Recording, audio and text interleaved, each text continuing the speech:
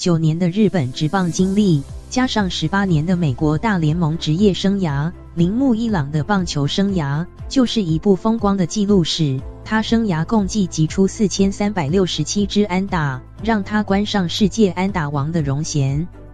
美国职棒大联盟水手与奥克兰加的海外开幕2连战结束后，效力水手的铃木一朗正式宣布退休，也宣告世界安打纪录将永远封存。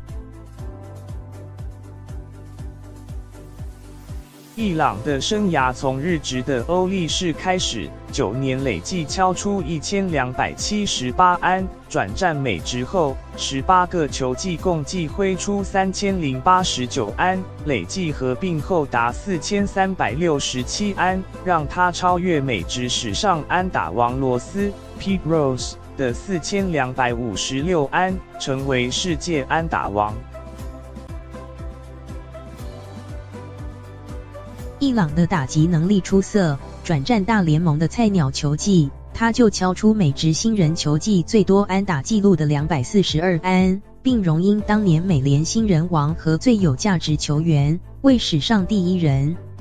一朗的菜鸟球季已让人惊艳，他在2004年更缔造不可思议的一朗神话，当年他敲出262安，超越了席斯勒 George Sisler。高悬84年的单季257安，联盟单季最多安纪录。此外，他并连续10年安打产量超过200支，同为美职史上第1人。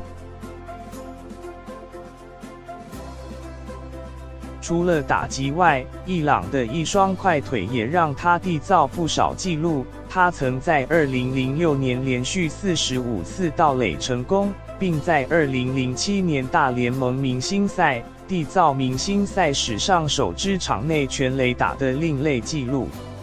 而一朗的生涯累计509次盗垒，也是大联盟史上第7名，完成3000安500盗的球员。他还是第2个在40岁后仍能3度缴出单季10盗以上的打者。